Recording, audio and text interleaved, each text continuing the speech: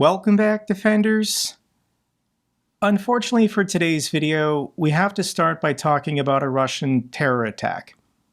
Russia attacks Kiev with 8 missiles, causing casualties, fires, and damage to civilian infrastructure. Russian forces deployed Kinzhal and Iskander-M missiles in a morning attack on Kiev that damaged infrastructure across 4 districts. This is the Toronto building in downtown Kiev. This is not a valid military target, but the Russians deliberately targeted it in response to Ukraine assassinating one of their generals with an electric scooter. This is not a proportionate response. This is the Russians showing their anger and frustration that their military sucks on the battlefield, and after 3 years of fighting, they can't even take the entirety of the Donbass region. So what is Russia's reaction to the ineptitude of their forces? And they indiscriminately launched missiles into a civilian city of close to 4 million people. Russian missiles target 6 embassies in Kiev, according to Ukraine's foreign ministry. What embassies were damaged in this Russian attack? These are the foreign embassies of Albania, Argentina, Palestine, North Macedonia, Portugal, and Montenegro. Overall, this missile attack injured 12 people and killed 1 civilian. The air raid sirens went off. People were sheltering underground, so thankfully the casualties could have been a lot worse. For a report from the capital city, this is a member of Ukraine's parliament, Alexei Goncharenko. I want to share his report. Hello from the Parliament of Ukraine. This morning, Kiev was attacked by Russian ballistic and hypersonic missiles. At least 8 missiles attacked the center of the Kiev. There are wounded people. It was really very loud, believe me.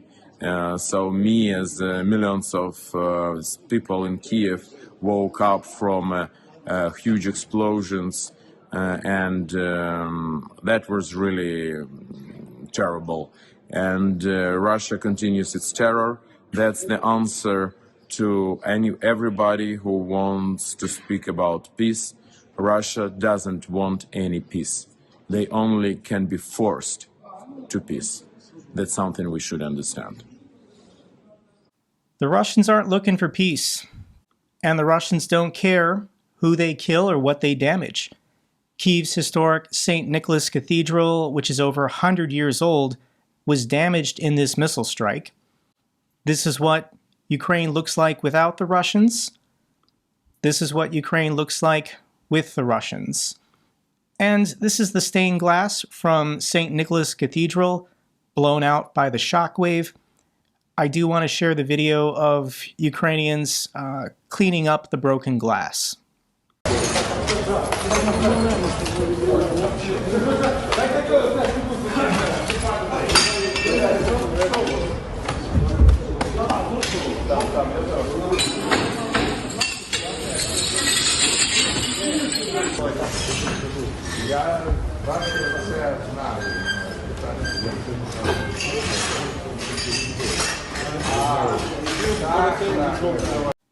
The Russians are pure evil. I also want to mention the city of Kherson. Unfortunately, the city of Kherson is being forgotten, and when there's a massive attack on Kiev, that dominates the headlines. But I want a quick mention. Russia bombed the Kherson Cancer Hospital. 2 Russian-guided bombs struck the medical center on the frontline city of Kherson. So Russia continues bombing schools, hospitals, churches, anything to depopulate these cities. And this was part of some coordinated assault that failed. Russians fired 1,000 shells at Kherson in a failed sabotage and reconnaissance group attack.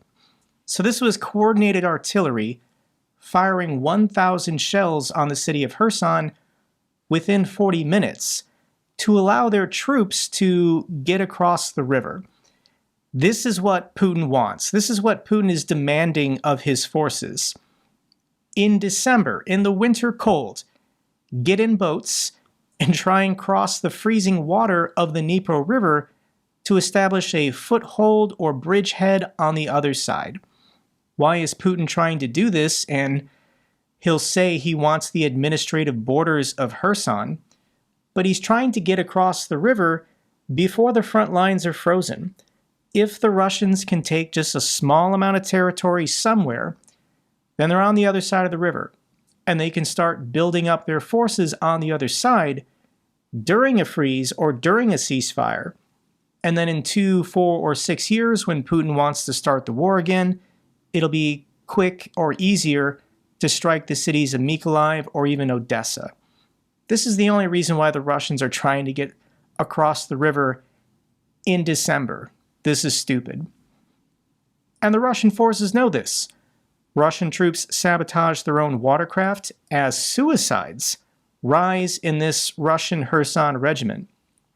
A Defense Ministry commission has rushed to investigate mounting discipline collapse in the 1196 Motorized Rifle Regiment, threatening Russia's plans for offensive operations across the Dnipro River in Kherson. These Russian troops know this is suicide. Even if they make it to the other side of the river, they're completely defenseless against artillery and drones, and they would have no time or special equipment to dig in and build fortifications. So if they make it to the other side of the river, they're not going to last long, and they're not going to be effectively resupplied or supported. So these Russian soldiers are sabotaging their own watercraft, giving away their coordinates to Ukrainians, and some are even committing suicide, rather than getting in that boat, knowing they're never coming back anyways. The next day, after the missile attack, Ukraine, I guess, responded. 8 drones hit Russia's Kazan, day after Russian missile damages NATO embassies. Kazan is the capital of Tatarstan. This is located pretty far east of Moscow. And there's a lot of defense production happening in this city. This is where all of Russia's Shahed drones are put in their final assembly. And Ukraine did strike a high-rise apartment building. We're not sure if this was the target or if through jamming and electronic warfare, Russia accidentally brought this drone down and it slammed into the building. It was hit by 2 drones, which makes it more unlikely this was an accident. The Russians are claiming there were no casualties, nobody was killed or seriously injured, but I don't know, maybe there was a valid military target happening specifically on this floor because Ukraine hit it twice. Either way, I guess this is Ukraine's response to Russia's missile attack on Kiev, which was Russia's response to Ukraine assassinating this general in Moscow. Or maybe all of these operations were planned weeks in advance and the timeline is irrelevant. This is a war. Russia doesn't play by any rules. And Ukraine is doing their best to respect international law while fighting an opponent who doesn't have any regard for international law.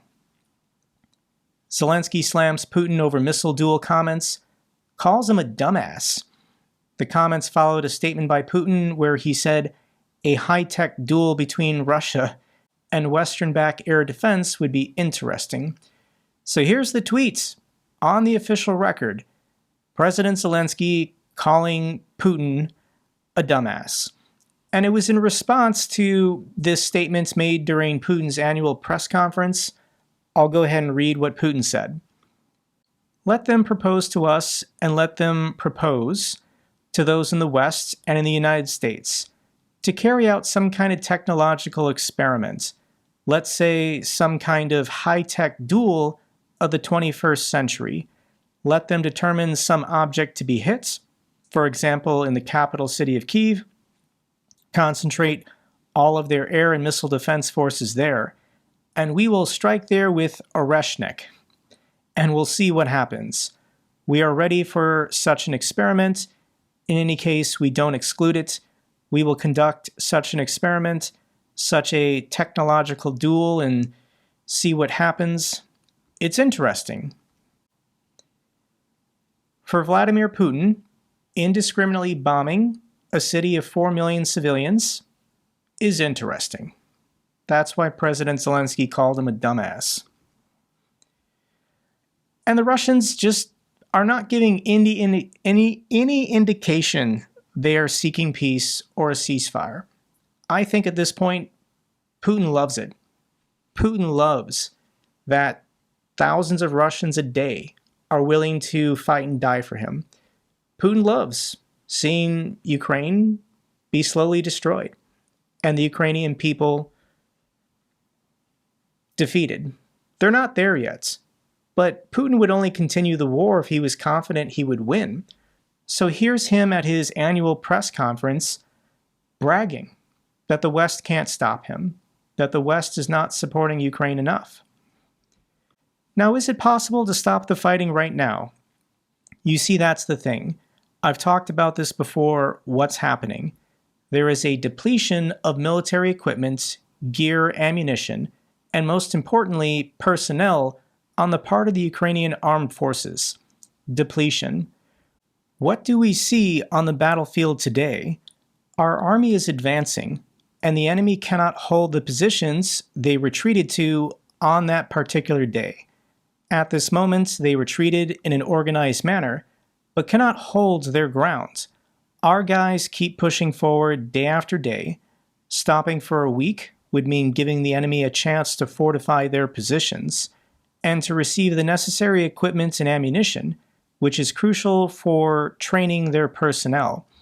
Thus, a prolonged ceasefire would allow the enemy to focus on training, retraining, and strengthening their personnel. In some battalions of the Ukrainian army, 35% or even 40% of personnel, the battalion exists, but there are no troops inside. Do you want to give them the chance to rearm? So this is Putin saying that he believes he's winning, and he sees no reason to stop killing people or stop taking more land as long as Russians are willing to fight and die for him, and as long as Russians are making incremental progress on the battlefield.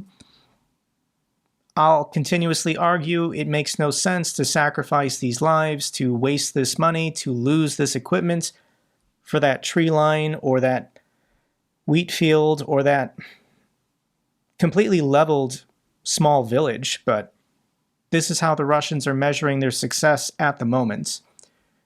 So this brings us to the top story. This really is an amazing headline. Trump plans to maintain U.S. military aid to Ukraine after inauguration, according to the Financial Times. And I'm pretty confident this is the work of General Keith Kellogg and especially Mike Waltz, the new National Security Advisor, because they're explaining to Trump, if you abruptly cut off all military aid and cooperation on January 20th, then the war won't stop. This is what Russia wants, and they will just keep advancing and grinding down Ukrainian forces until they take everything they want to take. And that process would take months, if not greater than a year. Greater than a year of Trump's presidency, in which there will be terrible negative headlines that Russia is advancing and not agreeing to a ceasefire because Trump cut off military aid. So this is the reality. These are the facts. Trump, when he becomes president, has to live in reality. And this is what national security experts are explaining to him every day. Now, the subheadline, he also intends to push NATO allies to increase their defense spending to 5% of GDP. 5% of GDP, Trump says he wants to be the new guideline for NATO countries. This is insane for numerous reasons. The first one being the United States doesn't even meet that. The United States is currently spending 3.38, and to get to 5%, we probably would have to spend another $500 billion a year on defense because our economy is so large. The only country close to this is Poland, but this is just how Donald Trump thinks and operates. He's going to shout out a high number of 5%. The Europeans are going to negotiate with him and say, what about 3%? Donald Trump then gets to declare victory and say he's a deal maker and an expert negotiator. And is 3% possible or realistic? It is. We could set that goal, and then NATO countries over the next 10 years have to rearm and get up to 3%. Honestly, with the chaos coming, if Russia collapses, if China invades Taiwan, if Iran collapses, if something happens on the Korean Peninsula, it would be a good thing if Europeans were spending more on their own security. And if every European country or NATO country got to this 3% threshold, that would be a lot. That would be a lot of rearming. And this would allow the United States to pivot their resources away from Europe, because Europe can now defend themselves. And this would allow the United States to reallocate to the Pacific to help contain and deter China. This is the grand strategy that we're heading in this direction. Okay, I mean, a lot's happening in the next month or two, guys. I'll be here making these update videos. We're going to find out how this all plays out together. In the meantime, the Biden administration is still sending as much aid as they can. Biden administration to announce its final $1.2 billion Ukraine aid package under USAI. This stands for the Ukraine Security Assistance Initiative, and the United States is going to announce this last package, but this is separate from the president's drawdown authority. So there could be additional military aid, but the USAI is the Pentagon-led program that supplies arms to Ukraine through contracts with U.S. defense companies. And we have the trackers. 7 more flights from the United States have landed in Poland. This makes 11 747s that have arrived in the last 2 days, which is an increased tempo for rushing military aid to Ukraine. Assuming they're packed to the gills, a 747 can carry 249,000 pounds of gear, making this 2.7 million pounds of weapons and munitions transported in just the last 2 days. This all has to be put on a train, I'm assuming, and then trained into wherever the processing center is in Ukraine. It then has to trickle down to get to all of the military units, but this is a good thing. More of this. Let's get an update on the oil spill in the Black Sea. Plenty of videos online of wildlife being covered in oil and choking to death. This video right here is of another dolphin. There's been several who have been found on the beach covered in oil. And these videos are just astonishing to look at. So let me share with you what the cleanup process currently looks like on the beaches of Russia.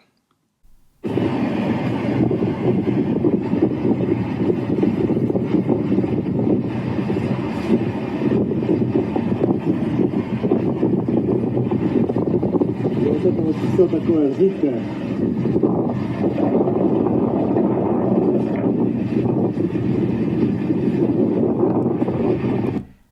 Shovels and bags to pick up thousands of tons of spilled oil products from these tankers that went down in the Black Sea. And in my last video, I made a comment saying every time the tide comes in or out, they'll have to re-scrape the beach. And I got dozens of comments from people telling me there is no tide in the Black Sea. I didn't really believe that, so I Googled it. Is there a tide in the Black Sea? And while the Black Sea technically does have tides, they are extremely weak and barely noticeable, considered virtually non-existent due to its enclosed nature and limited water exchange with the Mediterranean Sea. Okay, they're very small, but there still has to be some degree or level of tides in order for the oil to get on the beach. You can just look at the pictures and think about it. If the water is down here, how did this oil get all the way up here? There has to be at least like half a meter or a quarter of a meter of water shift. The gravitational pull of the moon is what causes tides, and it acts on all water, all bodies of water everywhere, even if it's very small and gradual. But I'm confident there's still somewhat of a tide in the Black Sea, guys, but those were fantastic comments. I thought that was a fascinating point. I just wanted to share it with everybody. Let's get to the bad news for Russia. Fire reported at an oil depot in Russia's Oryol Oblast amid a drone attack. There is a video showing a fire in the distance, and it gets worse for Russia every day. More oil depots and refineries. That really has been the story of 2024 as we come to a close this year. Ukraine initiated this new strategy starting in January of this year, and we're not going to know until the war is over the true impact and devastation of blowing up all these refineries and oil depots. Ukrainian drones also blew up an ammunition depot in the Rostov region. That's a pretty big fireball in the distance. If you want to see the explosion, I'll link the video down below. 4.5 million Russian An-72 aircraft destroyed near Moscow. Ukrainian intelligence got a sabotage group and they destroyed this plane. I'll link this video down below, and I have conflicted feelings about this video. Ukrainian intelligence contacts people in Russia and says, we'll send you money if you do this. Set fire to an enlistment office, sabotage a plane, assassinate somebody. And I guess Ukrainian intelligence has been convincing Russians to set fire to ATMs and banks. So this is an elderly Russian woman who did her best, dousing these ATMs in a flammable substance, and when she went to ignite it, everything exploded. I don't think the woman is okay. But these are Russians who are upset with the banks and their current financial situation. So it's not difficult to find people willing to commit acts of arson and chaos in exchange for money when they have no faith in their own government. You know, it's a sad situation all around. I don't want to see the people of Russia impoverished and suffering. But as long as they continue to let Putin remain in power, that's the only thing they're going to get for the rest of their lives. Russia's central bank keeps interest rate unchanged at 21%. So Russia's central banker wanted to raise the rates, but things in Russia are so bad already at 21%. Putin stepped in and told her, you can't. Stop raising the rates. Everybody's talking about it. It's making me look bad. But she really does need to. This is the opinion of Russia's central banker. She knows the data the best. I'll link this video down below from friend of the channel, Anders Puck Nielsen. He released this video last night, and it's already got over 100,000 views. It's titled Russia's Economic Crisis. And what's happening in Russia is they're experiencing two bad things at the same time. Stagnation, in that people are not spending money because they don't have money to spend, but also inflation, where prices continue to rise. And normally these two things don't happen at the same time. And when there's stagnation, you want to lower rates. You want to make it cheaper for people to borrow money so they spend more and there's more stimulus.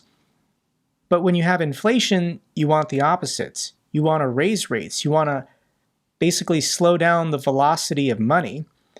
Russia is experiencing stagflation and inflation at the same time, mostly because of sanctions, the devaluation of their currency, this war, the stimulus coming from all the defense spending.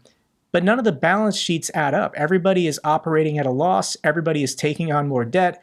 Everybody is feeling insecure and bad about the Russian economy right now.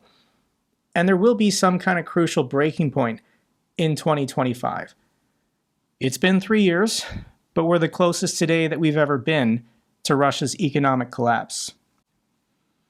Let's get to the good news for Ukraine. Poland successfully delivered 3 helicopters to Ukraine, including 2 Mi-8s and 1 Bell 412 HP. Thanks, Poland. Ukraine will definitely use these. Germany delivers their 6th Iris-T air defense system. Thank you so much, the German people. Denmark announced a 291 million aid package prioritizing air defense and F-16 maintenance. Thank you so much, the Danish people. Final video I want to share with you is from the Minister of Foreign Affairs of Lithuania, and he made a trip to Kiev, and this is the video he filmed in the capital city. Hello everyone from Ukraine, from Kiev, the land of freedom, the land of heroes. Today we are with whole government in Ukraine, with our Prime Minister in lead and 13 ministers here to once again reassure that Lithuania's support to Ukraine is long-term, that we will do everything what we can from our side for Ukraine's victory and for Ukraine's freedom and sovereignty. I want to make it clear that Lithuania's support to Ukraine is unwavering. And nobody has right to force Ukraine for negotiations. Nobody can ask Ukraine for territorial concessions. We must strengthen Ukraine, and especially now, because this is the only way to victory. Razом до перемоги. That's all for this update video. Glory to Ukraine, glory to the heroes. If you found this video informative, give me a thumbs up. Best way to support the channel. Comments and questions, let me know down below. I love hearing from you guys. Till the next video, keep defending the truth, keep defending democracy.